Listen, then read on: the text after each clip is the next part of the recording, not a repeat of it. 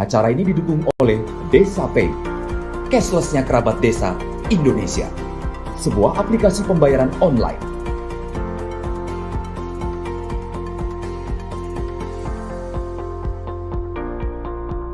Di Desa Pay, kita akan mendapatkan update berita desa dari TV Desa.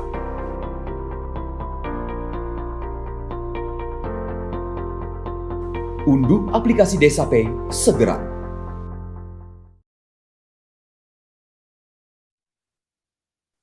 Salam bahagia kerabat desa Indonesia, kembali lagi kita di Kepoin Desa, kupas tuntas tentang desa, kepo-kepo tentang desa, kepo-kepo untuk desa. Siang hari ini kita akan mendengar cerita tentang Koperasi Simpan Pinjam Makmur Mandiri yang beraset triliunan dan membantu anggotanya untuk bergerak dalam meningkatkan bisnisnya. Kebetulan Pak Ali belum bisa bergabung, tapi sudah bergabung di sini Mas Hadi yang berdasarkan informasi dari Mas Ali adalah salah satu yang mendapatkan sokongan atau mungkin penyaluran dana yang digunakan untuk mengembangkan bisnisnya. Ekspor sayur, ini luar biasa nih. Halo Mas Hadi, Mas Hadi, silakan audionya.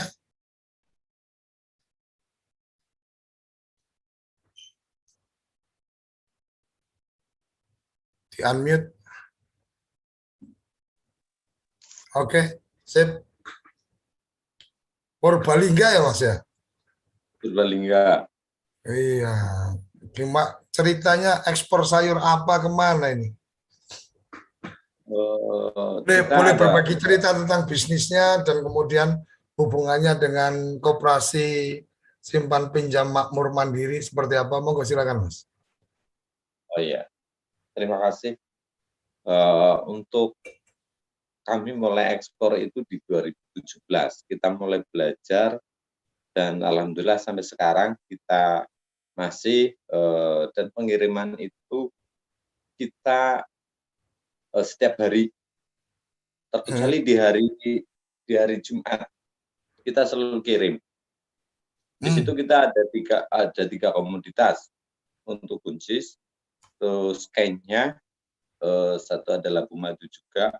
Sebenarnya ada beberapa, cuma karena kemampuan kami untuk bisa continue hanya itu, jadi kita baru bisa ekspor yang setiap hari itu 3 komoditas itu, Pak.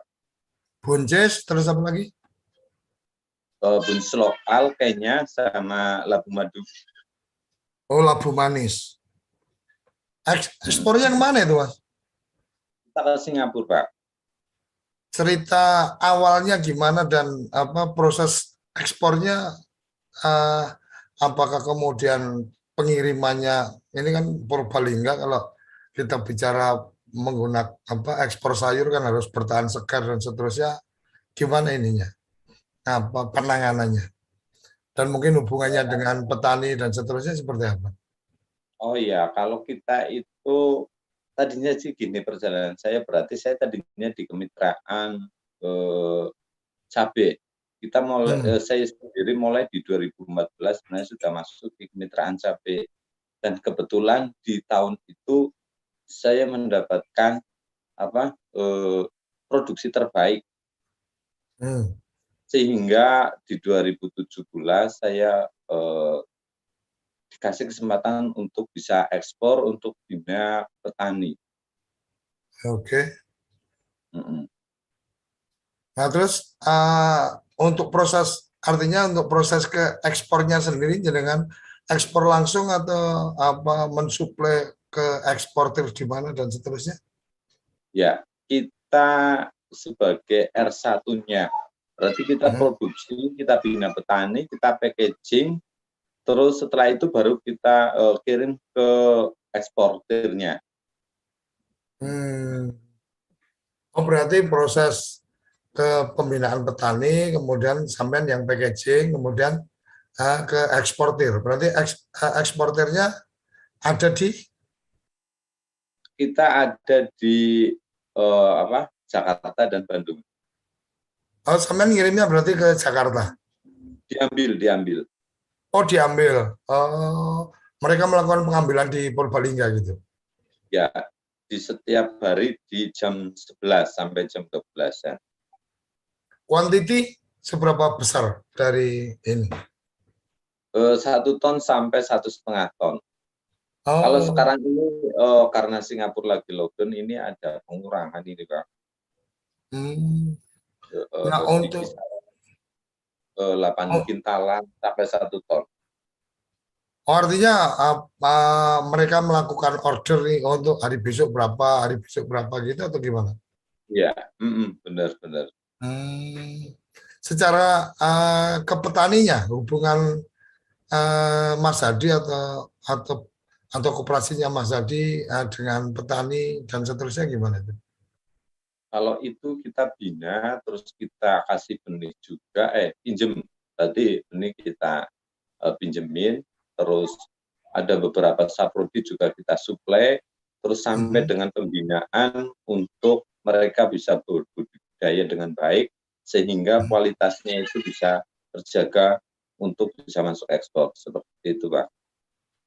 Untuk permasalahan di ekspor salah satunya kan kontinuitas dari kualitas dan Ya, quantity. Ini gimana nih ya. Mas Hadi melakukan ini?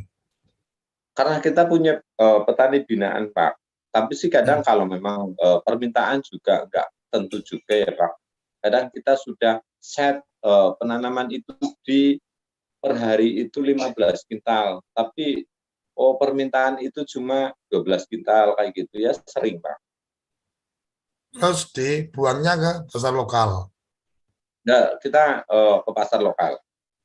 Nah, Oh, alhamdulillah mungkin untuk di Agustus ini saya mau buka pasar tani itu untuk pasar modern, Pak.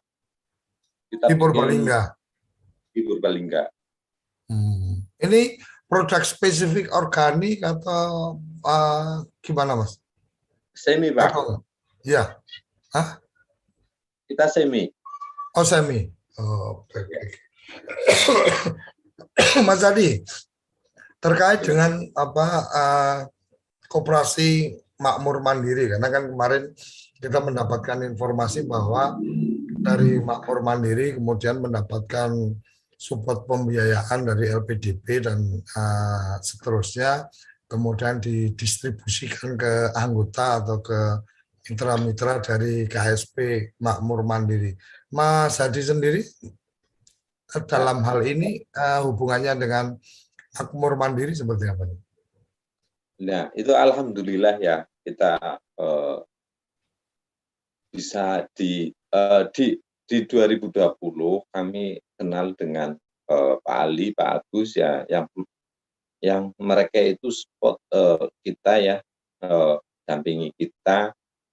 Di 2020 kita terkena angin dan juga hujan yang terus-menerus, kami ada kerugian lumayan banyak dan alhamdulillah di KMM itu mereka bisa ngasih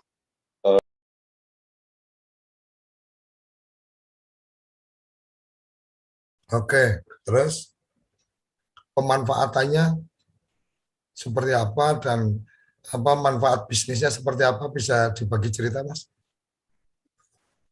ya kalau itu ya sangat luar biasa lah. Kemarin kita berarti sampai benih kita nggak bisa beli ya karena musim 2020 kan itu sangat anginnya juga terus-menerus, terus hujannya juga terus-menerus, petani kita itu banyak yang gagal gitu, Pak. Karena hampir Terus, semua itu dari saprodi maupun benih, kita yang pinjemi dulu sih ke mereka, Pak. terus dari modal yang dipinjamkan itu kemudian didistribusikan ke petani atau gimana? Iya, seperti itu, Pak. Oke, oke, oke, oke.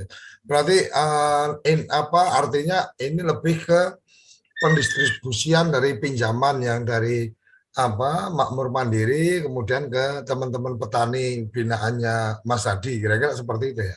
Ya, seperti itu. Dan kebetulan kami juga dekat dengan Pak Agus ya yang sering ngasih informasi, ya di situ kita banyak pengalaman juga.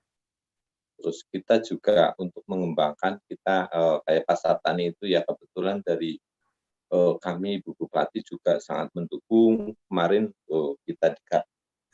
kami minta 4 kedinasan, malah dari Ibu Bupati itu dikasih 11 kedinasan. Jadi kami sangat bersyukur ya, sekeliling kami itu ada teman-teman yang sangat luar biasa lah bagi kami, itu sangat mendukung kami gitu Pak. Oke.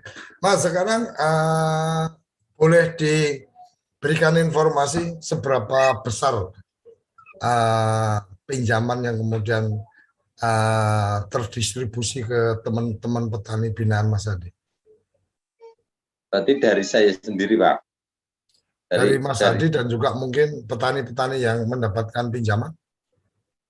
Oh, kalau itu ke petani kita di kisaran 700-an Pak.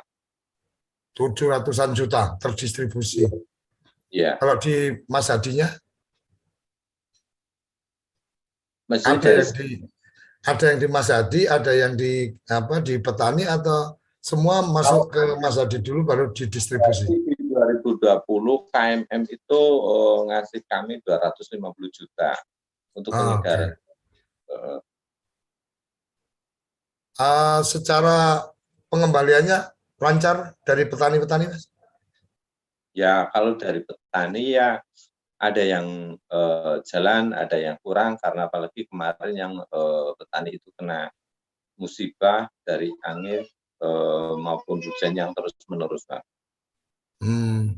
Konsepnya konvensional ini ya, artinya tidak kemudian berbagi risiko dan seterusnya ya ke KMM ya. Ya kalau kita komit dengan KMM itu dengan bulanan, cuma kalau dengan petani sesuai dengan hasil petani Pak kita. Maksudnya?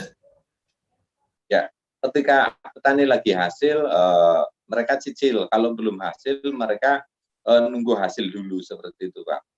Oh, artinya bukan rutin tiap bulan, tapi lebih pada memang murni semacam kredit usaha tani ya, pada saat mereka ada hasil baru kemudian mereka melakukan pembayaran. Iya, benar sekali Pak. Secara bunganya hitungannya kayak apa Mas ke petaninya? Kita ngitungnya itu bukan bunga sebenarnya Pak. Jadi yang gitu. iya, bukan bunga, tapi nanti kita ambil dari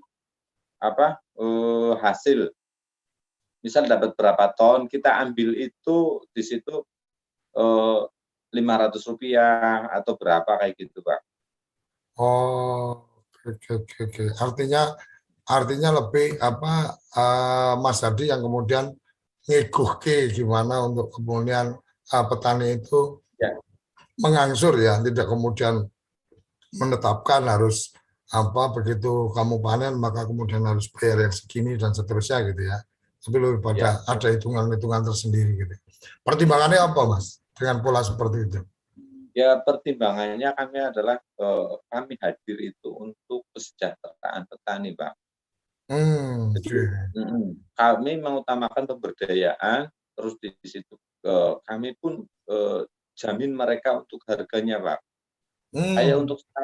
Kayak sekarang ini ya Pak, di tingkatan petani untuk bukan mitra kami itu di kisaran harga 1.000-1.500 itu pun di pasar itu nggak laku Pak. Tapi kita masih bisa beli 5.000 per kilogram Pak. Dan untuk di situ buncis. Iya, untuk buncis. Artinya Mas Hadi mengambil posisi sebagai pengambil produk mereka dengan standar harga yang sangat menguntungkan untuk petani gitu ya. Ya, itu pun fluktuatif, Pak. Itu harga terendah kita ke petani itu 4.500.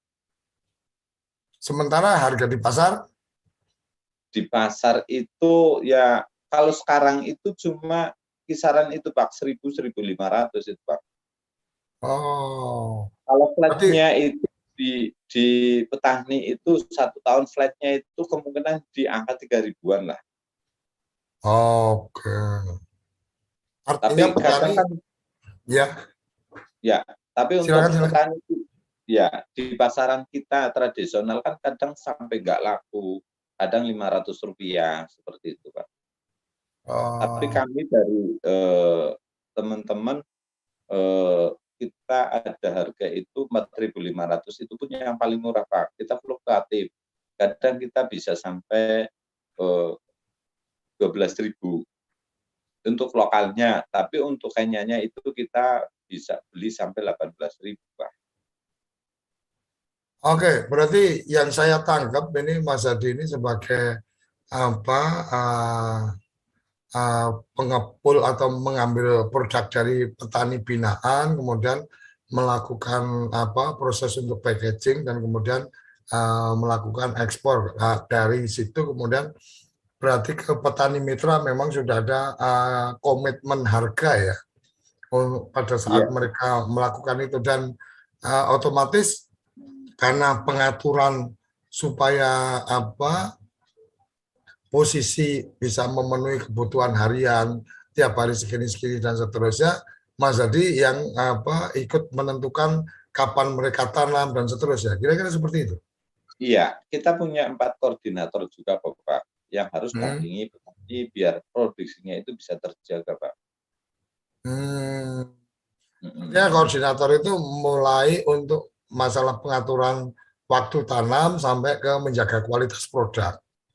Iya, betul sekali, Pak. Berarti untuk jadwal mereka selalu bermusyawarah biar di situ jangan sampai terlalu over dan jangan sampai ada kekurangan. Cuma kadang itulah yang tadi dibicarakan bahwa di 2020 itu di sini itu ada angin yang terus-menerus ya, terus hujan yang terus-menerus sehingga suplai kami pun kurang. Kita sampai ada mitra itu di Wonosobo, di Garung.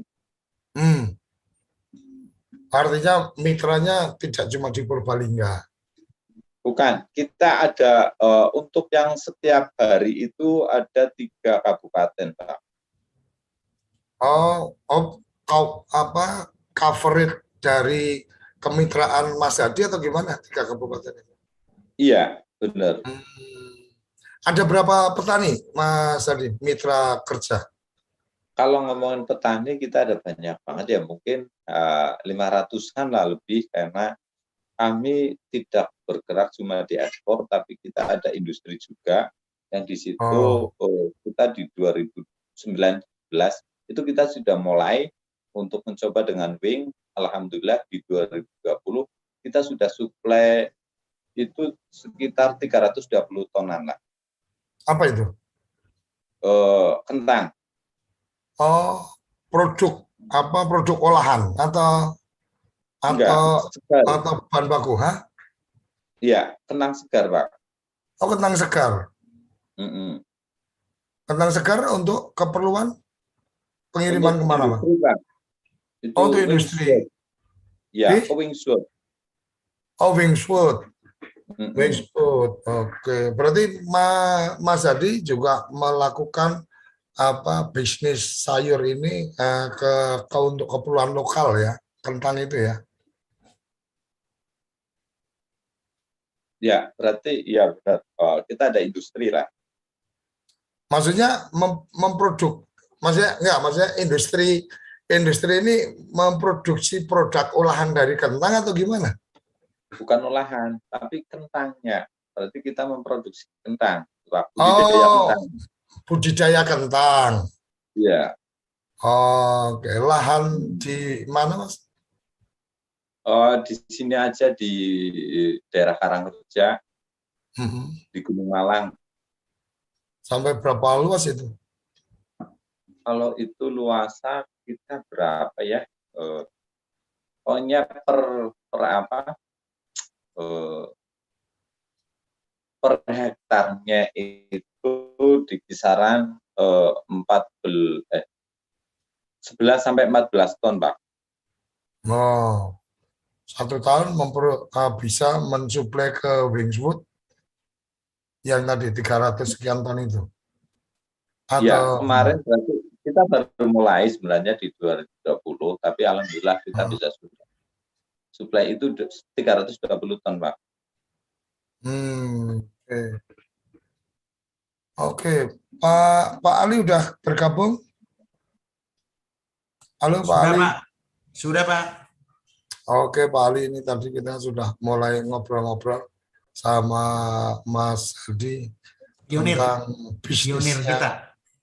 Ya, ternyata juga sudah di samping ekspor juga punya lahan budidaya kentang juga yang mensuplai kebutuhan industri. Ke Wings Food. Oke.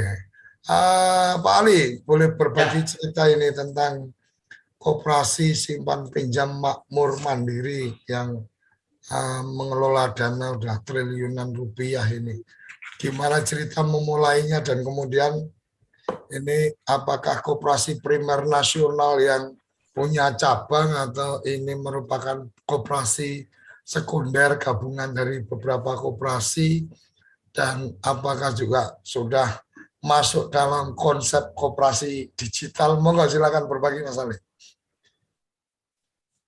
Oke, terima kasih Pak Koco atas waktu dan kesempatannya. Selamat siang buat kita semuanya. Salam sehat buat pemirsa Kepoin Desa ya. Supaya kita sharing itu bermanfaat ya bagi Bapak Ibu sekalian yang memang hari ini hadir melalui Zoom ini agar kita bisa diskusi ya untuk saling melakukan pengalaman sharing pengalaman ya. Jadi Pak Mas Koco ini sebenarnya kita yang harusnya pengurus yang menjelaskan ya, tetapi kemarin Pak Agus karena Pak Agus bikin TikTokannya cepat ya Pak Ali lah, wong sekilas cuman pengenalan makmur mandiri kemarin juga sudah kita sampaikan ya. Jadi Mas Koco, KMM ini perlu perjuangan berdarah-darah, tidak langsung harus berdiri terus jadi megah itu enggak ya. Jadi dirintisnya dari memang berasal dari inisiatif daripada masyarakat, bukan top down tapi bottom up ya. Memang inisiatif daripada pendiri-pendiri KMM ini ya, yang mulanya berjumlah 21 orang Pak Koco ya. Jadi ini bukan terus ujuk-ujuk KMM bagus seperti ini sekarang enggak ya. Jadi memang harus berdarah-darah, harus mengalami suatu gelombang ya, tsunami lah ya. Jadi menjadi kuat ya, menjadi pelajaran untuk setiap hari selalu koreksi, introspeksi untuk memperbaiki ya. Untuk sementara kantor Makmur Mandiri pusatnya ada di Bekasi ya.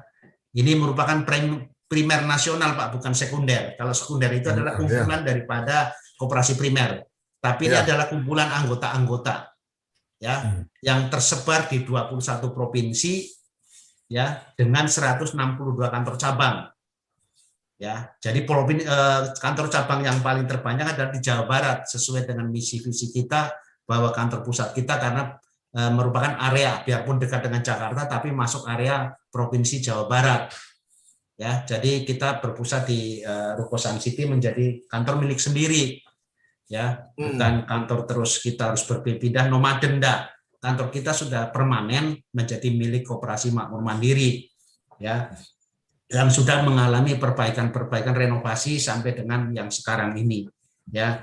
Jadi kita primer nasional Pak. Jadi kita bisa melayani, mendekatkan kepada kantor-kantor cabang. Kalau Bapak Ibu sekalian ada yang dekat silakan monggo ya. Karena Makmur Mandiri juga sebagai lembaga keuangan bukan bank ya. Karena hampir sama dengan perbankan. Cuman pelayanannya hanya terbatas Pak Koco, hanya pada anggota yang diperbolehkan ya, sesuai Undang-Undang Nomor 2 Tahun 92 maupun PP 995 ya, bahwa koperasi hanya melayani kepada anggota bukan kepada masyarakat. Ini yang tidak fair di dalam regulasi pemerintah. Seharusnya sama-sama lembaga keuangan diberikan keleluasan yang sama sebenarnya. Ini yang menjadi kendala di koperasi. Secara khusus simpan pinjam itu berarti tidak boleh melayani di luar anggota ya Pak ya? Iya. Karena kalau untuk koperasi yang lain kan boleh tuh. Tapi kalau sektorial kan boleh Pak. Sektorial koperasi itu boleh. Ya. Oke, Tapi oke, khusus oke. untuk simpan pinjam sesuai PP 995 itu hanya diperbolehkan untuk mengakses baik simpanan maupun pinjaman adalah anggota. Oke. Itu. Maka orang yang mau nyimpan di Makmur Mandiri, mau pinjam di Makmur Mandiri harus jadi anggota dulu, Pak. Ya, Ah, ya, itu. Jadi prosesnya seperti itu mekanismenya. Ya, jadi itulah ruang lingkup kita yang terbatas dibanding dengan lembaga keuangan lainnya. Maka kita disitulah tantangan daripada semua teman-teman yang bergerak di simpan pinjam. Itulah maka kita bersaing dengan suatu korporasi yang besar, ya kita harus bergerak. Tapi market itu kan berbeda-beda segmentasi pasar, ya karena pasti segmentasi pasar koperasi tidak sama dengan segmentasi pasar dari bank, Pak Koco, ya Bapak Ibu sekalian. Karena rata-rata yang mengakses ke koperasi adalah orang yang tidak bankable. ya betul. Itu yang menjadi catatan. Artinya itu sebenarnya justru tantangan dan peluang terbesarnya ya. Iya, peluang terbesar pada saat pandemi ini sebenarnya adalah peluang bagi koperasi. Maka LPDB saya sebagai mitra KMM, sebagai mitra LPDB didorong sebenarnya kesempatan emas ini sebenarnya. Dengan adanya pandemi ini, perbankan tidak pernah memberikan penyaluran pinjaman, stop semuanya. Ya dari segi lending sudah stop semuanya. Kecuali mungkin untuk top up, mungkin nasabah-nasabah yang bagus yang dianggap masih marketable, masih visible, masih layak itu yang dibiayai. Bank stop semuanya, karena saya juga punya adik pimpinan cabang pembantu di BCA itu sama. Jadi sekarang mereka mengejar funding karena akan nanti permainan bank adalah call money sekarang, Pak, sama di treasury. Ya di call money dan treasury sekarang arahnya, ya karena memang base income yang terbesar adalah di call money dan treasury untuk bank sekarang ini. Ya, karena bank-bank banyak yang kesulitan likuiditas di masa pandemi ini. Ya, karena mungkin ketidakpercayaan lembaga keuangan. Ya, saya kembali ke Makmur Mandiri, Pak. Jadi cabang kita ada 162, yang terbaru ada 2 kantor cabang. Di berapa provinsi, Mas? 21 provinsi, Pak. Kita 21 mungkin tahun provinsi, tahun ini kita akan 162. 162 cabang, luar biasa. Iya. Iya. Jadi kita tidak besar, Pak, ya. Kalau dibandingkan dengan koperasi yang sudah triliunan seperti Coswin Jasa, kita tidak bicara visi misi kita tidak seperti itu, tapi kita ingin mendekatkan tersebar di semua untuk mendekatkan pelayanan kepada anggota. Itu Pak Koco misi kita. Ya kita untuk mengejar Coswin Jasa tidak mungkin lah, karena dia 10 langkah kita baru 1 langkah. Ya. Tapi mungkin lah kalau larinya kenceng kan bisa. Ya. Oke. Ya, tapi hati-hatilah ya. Jadi kita juga memiliki usaha yang lain sebenarnya Makmur Mandiri itu, Pak. Ya. Nah, kalau istilah sekarang lagi kerennya spin off lah istilahnya Pak Agus Santoso. Ya. Kita sudah melakukan spin off juga. Hasilnya takeover karena sesuai peraturan kita yaitu PP 995 Undang-Undang 2592, apabila ada kelebihan likuiditas khususnya ya karena pelayanan anggota sudah terpenuhi semuanya, boleh koperasi itu memiliki saham ya atau investasi kepada lain. Kita sekarang sudah memiliki 2 usaha di luar simpan pinjam kita, yaitu ada SPBU, Pak. Oh, SPBU. Iya. Kita satu ada di Samosir, yang kedua ada di Klaten. Oh, artinya memang secara aturan koperasi simpan pinjam apabila pelayanan ke anggotanya sudah cukup dan kemudian masih punya dana yang mengendap itu memungkinkan untuk kemudian melakukan bisnis lain dalam bentuk penanaman saham. Iya, boleh. Tetapi tidak boleh mendirikan kita tidak bukan berarti kita di sana ada koperasi lagi, tidak, Pak. Itu hanya kepemilikan sahamnya saja. Artinya kemudian koperasi memiliki saham berapa persen dari dengan pihak lain nih, Mama PT kemudian mengambil sahamnya berapa dan seterusnya ya. Iya, itu seperti itu, Pak. Jadi kita memiliki hampir mayoritas saham di SPBU, yaitu 90% milik Makmur Mandiri koperasi. SPBU sama apa nih? Yang sementara masih SPBU, Pak. Ada lahan sih ya, ada lahan, cuman itu belum berbentuk badan hukum ya. Jadi kita sedang istilah spin off ke semua sektor yang memang mendukung daripada pendapatan. Karena ke koperasi sekarang juga profit oriented, Pak. Kalau dulu kan sosial yang ya. Sekarang sama, karena PT dengan koperasi hampir sama. Ya, sama-sama badan usaha gitu loh. Ya, maka ada peluang yang bisa membantu daripada kepercayaan, kredibilitas anggota maupun untuk menopang pendapatan, maka tidak salah kita investasi, tapi sumber dananya bukan dari hutang atau dari simpanan, tapi dari modal sendiri. Itu. Artinya bukan sumber dananya bukan dari simpanan anggota tapi memang sudah dari modal sendiri, Pak. Iya, yang modal sendiri itu kan sumbernya dari simpanan pokok, simpanan wajib yang tidak ada biaya cost of fund-nya di situ. Kita hanya memberikan SHU, Pak, itu loh. Termasuk dari cadangan-cadangan.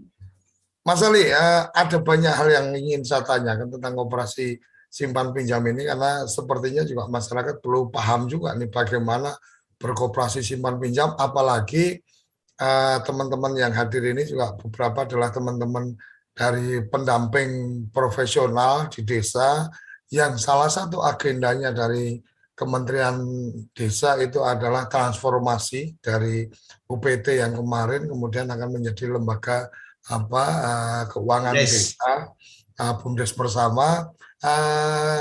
Kerabat Desa jangan kemana-mana, kita akan jeda sesaat dan kita akan melanjutkan pembicaraan dan menggali ilmu dari Pak Alisa Dikin untuk bagaimana sih sebenarnya mengelola dan kemudian bisa membesarkan koperasi simpan pinjam. Tetap di Kepoin Desa. Telah hadir Desa Pay, cashless-nya kerabat desa Indonesia. Sebuah aplikasi pembayaran online.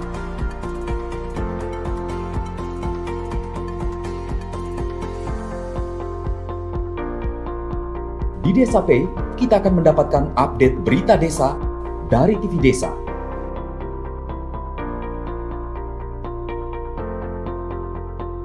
Unduh aplikasi Desa Pay segera.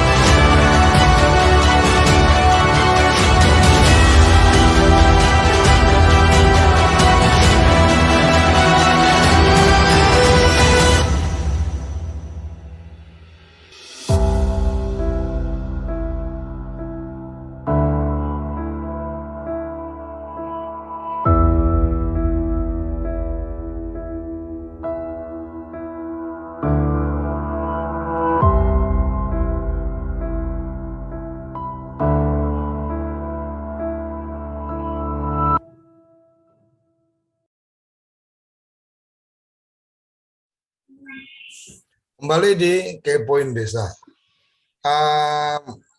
Pak Ali, yang menarik dari koperasi adalah bagaimana kemudian pelayanan ke anggota dan bagaimana proses untuk kemudian menjadi anggota, karena kadang-kadang kalau bicara simpan pinjam ini sebenarnya ada juga posisi yang masyarakat tertarik bergabung kemudian hanya karena pinjamnya bukan simpannya, karena koperasi ini kan namanya koperasi simpan pinjam, tapi kadang-kadang lebih banyak yang berorientasi pinjam simpan, jadi bukan simpannya dulu.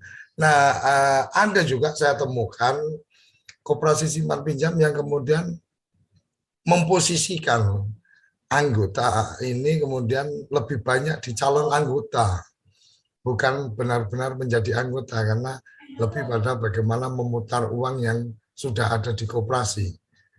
Di Makmur Mandiri seperti apa ini?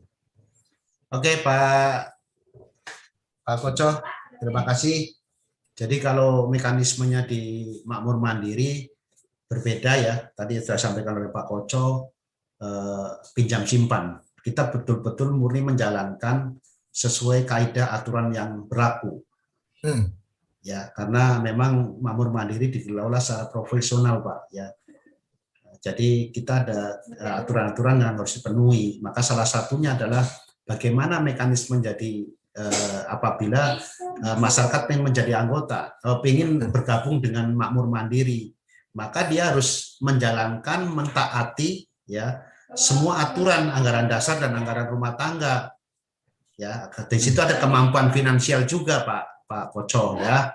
Jadi masyarakat kita terbuka untuk semua masyarakat di seluruh Indonesia karena kita primer nasional, kita melayani semua lapisan masyarakat. Ya, karena yang namanya koperasi itu kan anggota, bukan kumpulan pemodal. Ini kumpulan orang yang memang loyal terhadap wadahnya. Ya, maka mekanismenya apabila masyarakat ingin bergabung dengan Makmur Mandiri harus menjadi anggota dulu, mengisi formulir, ya, menjadi anggota, ada kesepakatan di situ, apakah mampu membayar namanya kewajiban, simpanan pokok dan simpan wajib. Ya, maka ada proses nanti apakah ini layak untuk menjadi anggota atau tidak.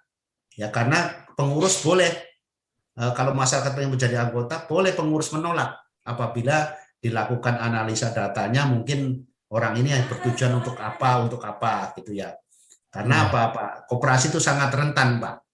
Ya, rentan sekali terhadap permasalahan ya, karena salah satunya adalah faktor yaitu one man one vote. Ya, itu. betul. Ya. Karena satu orang kan bisa mempengaruhi yang lain. Maka itulah screeningnya di anggota itu, Pak. Setelah dia proses menjadi anggota, boleh mengakses. Ya, tadi yang disampaikan oleh Pak Koco. Bagaimana kalau kita mau pinjam, silakan pinjam. Tetapi prosedur SOP kita jalankan karena ini profesional, ini badan hukum yang profesional ya. Karena harus dipertanggungjawabkan kepada stakeholder. Ya, termasuk kita sudah dipercaya oleh pemerintah melalui Kementerian Koperasi. Ya. Jadi boleh, Pak. Siapa saja, karena sebenarnya core bisnis daripada KMM atau Makmur Mandiri sebenarnya dulu adalah core bisnis kita adalah payroll, Pak, membiayai pembiayaan untuk anggota yang punya penghasilan. Ya, dalam istilahnya keren sekarang sektor formal, karyawan-karyawan pabrik gitu loh, Pak. Pembiayaan ini ya, karyawan apa yang punya, kemudian nanti pembayarannya melalui apa? Potong gaji atau transfer. Iya. Itu dulunya awal core bisnis kita adalah itu. Setelah ada suntikan dana daripada pemerintah melalui pinjaman dana bergulir, ya, yang soft loan, itu kita mulai merambah namanya sektor produktif. Nah, itu mulai bergeser. Kita pembiayaan sekarang ada sektor konsumtif dan ada sektor produktif. Yang konsumtif kita fokuskan kepada yang formal seperti karyawan, ya. Karyawan pabrik yang tidak bisa diakses oleh perbankan, misalnya karyawan kontrak kan nggak boleh outsourcing gitu loh, Pak. Itulah segmentasi pasar mula-mula core bisnis daripada KMM itu. Ya, sekarang kita bisa melayani, sudah lengkap lah ya, produk daripada KMM, ada simpanan, ada pinjaman. Ada pinjaman konsumtif, ada pinjaman produktif. Kalau dulu masih skimnya masih konsumtif dulu itu ya. Sekarang sudah memperbaiki semua keinginan daripada anggota yang punya usaha, kita tampung semuanya bisa mengakses dana. Ya, asal itu memenuhi persyaratan sesuai dengan SOP kita. Ya, semua masyarakat luas boleh silakan ke KMM. Ya, ada 21 provinsi di 162 kantor cabang. Silakan mau akses pinjaman, mau simpanan, tetapi syarat yang paling utama adalah dia anggota, menjadi anggota dulu. Itu Pak Koco. Ya. Ada cerita yang spesifik mungkin tentang kondisi tertentu yang kemudian itu jadi pembelajaran untuk ke depan. Oh, dulu pernah ada kejadian apa yang kemudian ini ada kesalahan nih di pengelolaan atau apa mungkin. Ada cerita-cerita menarik mungkin yang bisa ceritanya bukan dari internal tapi justru dari eksternal Pak Koco, bukan dari internal, dari eksternal. Kita berdampak pada operasi-operasi bermasalah, pasti secara langsung akan berdampak pada operasional kantor KMM atau Makmur Mandiri. Kalau internal kita karena profesional pasti garis-garis peraturan yang sudah ditegakkan Pak, kita harus tegas. Tapi justru gelombang itu datangnya dari eksternal, seperti operasi Langit Biru, itu kan akan berdampak, ya pasti. Nah itu ya, itulah pelajaran-pelajaran agar teman-teman semuanya juga meyakinkan ya kepada Makmur Mandiri dikelola dengan profesional, dengan aset pertumbuhan aset yang bagus, ya itu Pak. Ya, sekarang aset ada berapa nih Pak? Hampir 1 triliun ya Pak, triliun per 3 hari ini sekarang. Hampir 1 T ya, oke. Luar Jadi biasa. kita berharap dengan perjalanan Makmur Mandiri selama 12 tahun ini bisa menjadi pelajaran kita bersama ya, untuk supaya teman-teman juga marilah berbagi bahwa pengalaman itu pasti ada pengalaman yang pahit dan pengalaman yang manis ya. Jadi tadi saya sampaikan sama Pak Koco dan Bapak Ibu sekalian bahwa Makmur Mandiri dibangun bukan karena di atas fasilitas, tapi memang dari berdarah-darah lah istilahnya itu Pak. Yang harus benar-benar dijaga itu apa sebenarnya Pak? Kalau untuk simpan pinjam, karena kan kadang-kadang juga kita melihat banyak juga yang kemudian pada pertumbangan dan seterusnya. Disimpan pinjam ini yang menjadi kuncinya apa sebenarnya Pak? Kuncinya sebagai kepercayaan itu adalah likuiditas, Pak. Okay. Ini masalahnya kadang ada anggota yang mau ngambil haknya, punya uang itu susah, itu menjadi kepercayaan menjadi turun, Pak. Kita selalu taat pada aturan pemerintah, kita menjaga likuiditas, rasio kita ya di atas 15%. Maka pada saat orang mau ngambil dananya, silakan ambil ya. Dan termasuk ini ada produk yang paling menguntungkan di Makmur Mandiri namanya simpanan berjangka seperti deposito.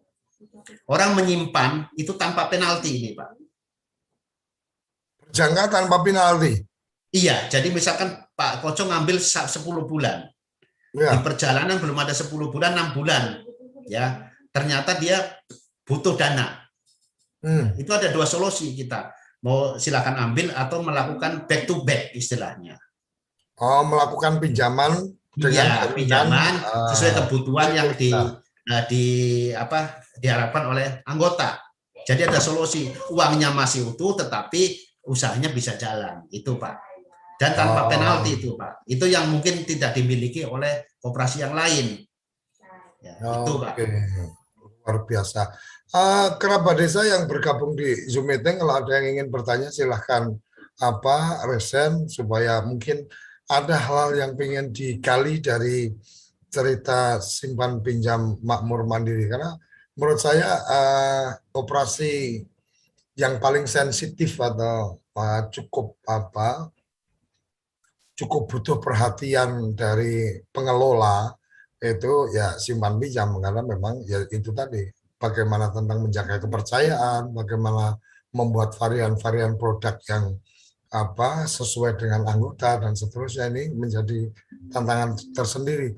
Tantangan yang lain adalah cerita-cerita minor tentang simpan pinjam yang ada, yang kemudian itu menjadi menjadi tantangan tersendiri, saya pikir ya Pak Ali ya, ketika ada cerita simpan pinjam ini menjanjikan keuntungan seperti ini, tahu-tahu bohong gitu kan, atau investasi bodong, akhirnya kemudian melihat koperasi dengan penuh kecurigaan karena ada pengalaman teman-teman yang agak bermasalah dengan urusan-urusan kepercayaan. Kira-kira itu ya Pak Ali ya?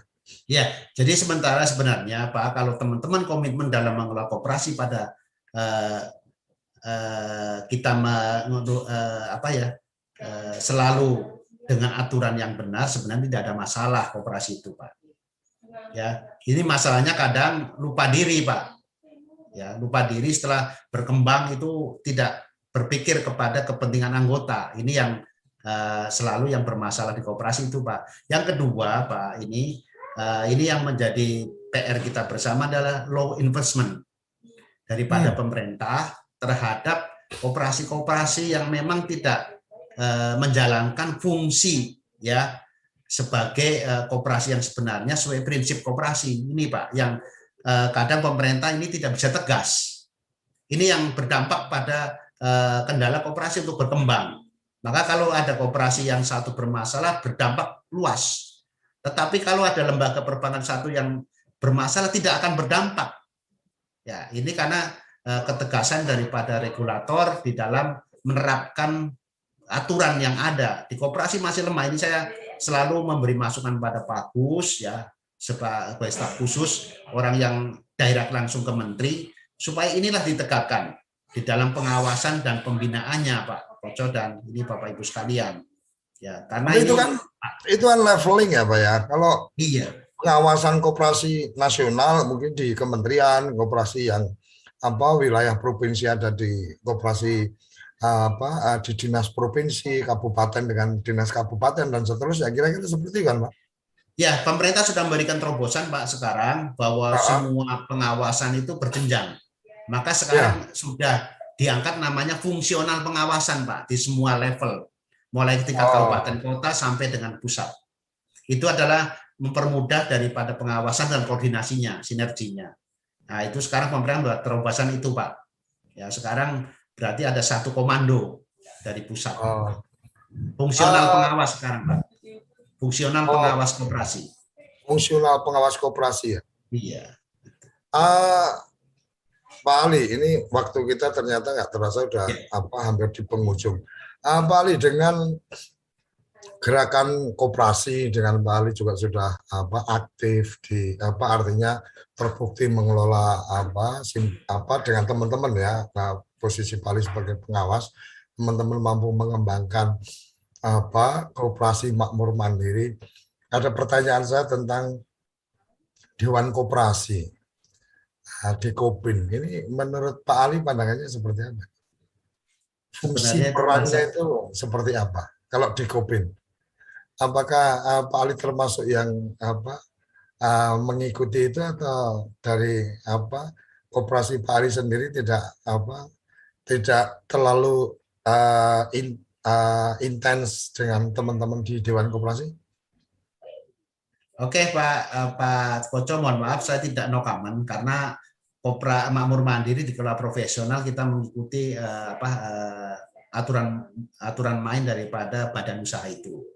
Jadi kalau kita ke arah politik, saya KMM tidak. Politik kan kalau bicara Dewan Koperasi kan sebagai satu wadah gerakan kita enggak. Ya kalau Dewan Koperasi sekarang ada sebagai versinya silahkan aja, tapi sebenarnya kalau tadi bicara pengawasan kan sebenarnya ya Dewan Koperasi ini menjadi bagian yang bisa aktif dalam pengawasan kira-kira.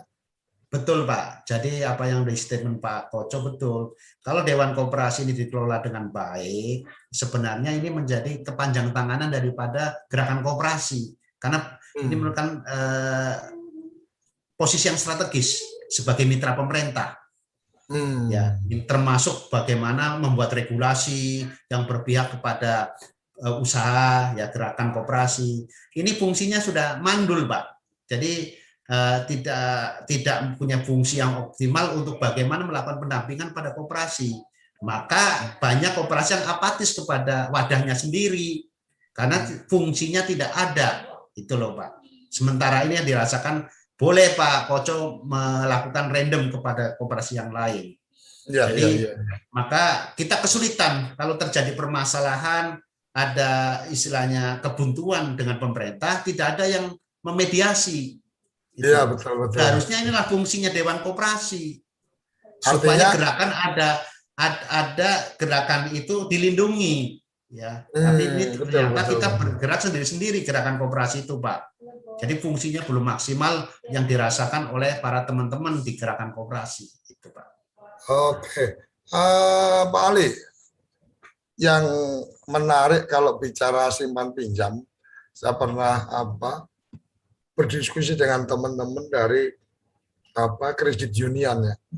Jadi mereka juga melakukan semacam pelatihan anggota ke anggota untuk bagaimana mengelola keuangan keluarga, bagaimana kemudian melakukan pengembangan usaha dan seterusnya, bahkan sampai ada karena menerapkan sistem simpan pinjam, maka mereka yang sudah anggota berapa lama baru bisa mendapatkan kesempatan untuk melakukan pinjaman, tidak kemudian serta-merta setelah jadi anggota bisa melakukan pinjaman dan seterusnya.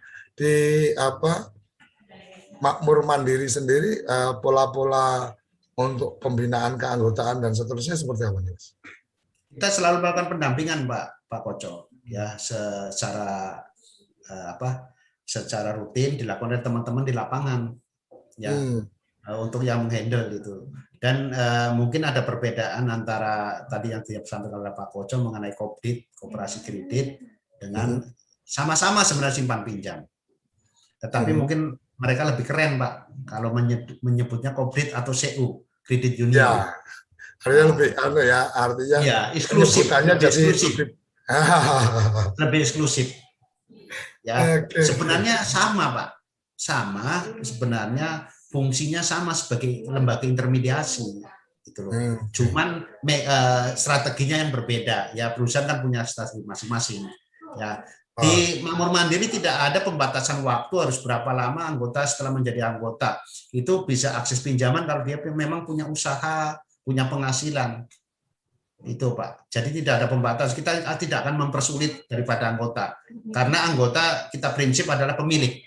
Maka kita harus melayani dengan baik. Gitu. Pak Ali, ini mungkin pertanyaan terakhir.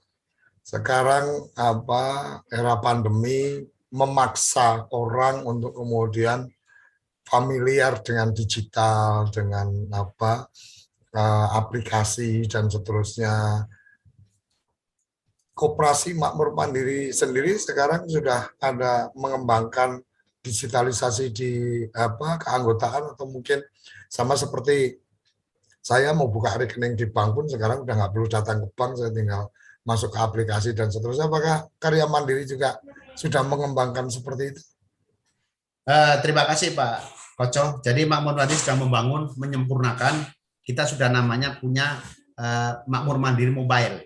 Ya, ada fitur-fitur ya itu khusus untuk anggota ini Pak, karena entitas kita kan anggota ini. Jadi orang lain belum bisa akses. Harus jadi anggota koperasi. Artinya dulu, Pak. Registrasi keanggotaan belum bisa di situ. Harus ke kantor dulu.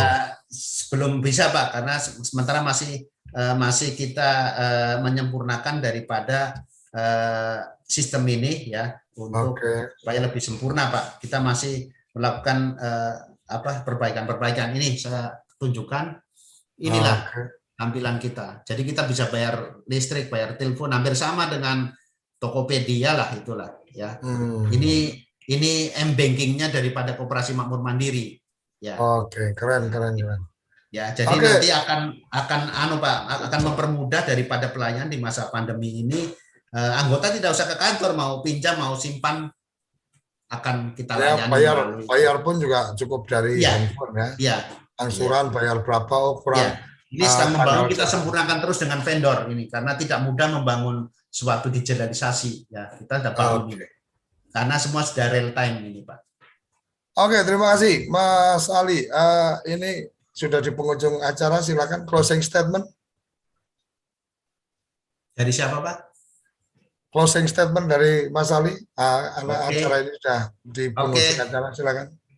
Terima kasih Pak Koco, terima kasih pada Bapak Ibu sekalian. Saya apresiasi yang pada hari ini bergabung di Kepoin Desa. Ya, semoga diskusi ini bermanfaat. Kita sharing, menjalin tali silaturahim supaya nanti kita banyak diskusi-diskusi di luar daripada acara yang formal ini ya. Kita ingin berbagi untuk kebaikan teman-teman, termasuk bagaimana nanti pendamping-pendamping di desa bisa bekerja sama dengan makmur mandiri dalam nanti untuk saling berbagi ya, karena saya juga punya adik juga pendamping juga ya. Itu di pendamping desa juga di wilayah Slawi ya, jadi kita banyak belajar, banyak diskusi supaya kita selalu bersinergi bahwa pendamping dengan koperasi itu hampir sama ya untuk pelayanan kepada masyarakat. Itu mungkin ya, selamat untuk bergabung dengan Makmur Mandiri. Kita akan layani sebaik-baiknya kepada calon-calon mitra kita, anggota kita supaya bisa bergabung dengan Makmur Mandiri di semua lini, di semua wilayah ya, kita akan layani dengan baik. Itu mungkin Pak Koco. Selamat kepada teman-teman, beraktivitas kembali, tetap jaga kesehatan ya, tetap jaga protokol kesehatan karena kesehatan menjadi yang segala-galanya bagi kita untuk melaksanakan aktivitas. Terima kasih. Apabila ada penyampaian yang kurang berkenan, saya mohon maaf. Bila taufik wal hidayah. Assalamualaikum warahmatullahi wabarakatuh. Waalaikumsalam. Terima kasih Pak Ali Sadikin, pengawas dari Koperasi Makmur Mandiri. Kita mendapatkan pencerahan tentang bagaimana berkoperasi simpan pinjam. Jadi jangan sampai koperasi pinjam simpan, jadi utamanya meminjam baru bergabung, tapi mampu menyimpan dulu baru kemudian melakukan pinjaman. Sampai di sini acara Kepoin Desa kali ini. Kita kepo-kepo tentang desa, kita kepo-kepo untuk desa, dan kita bedah tuntas urusan desa di Kepoin Desa. Kepoin Desa hadir setiap Senin sampai Kamis pukul 12 sampai pukul 13, pukul 1 siang. Sampai di sini, salam bahagia kerabat desa Indonesia, salam desaisme. Terima kasih.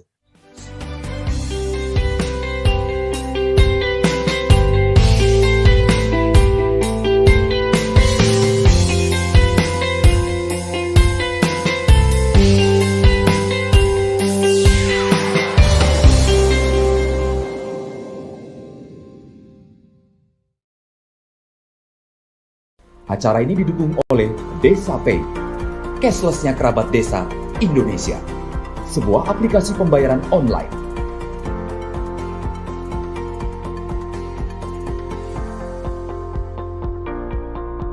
Di Desa Pay, kita akan mendapatkan update berita desa dari TV Desa.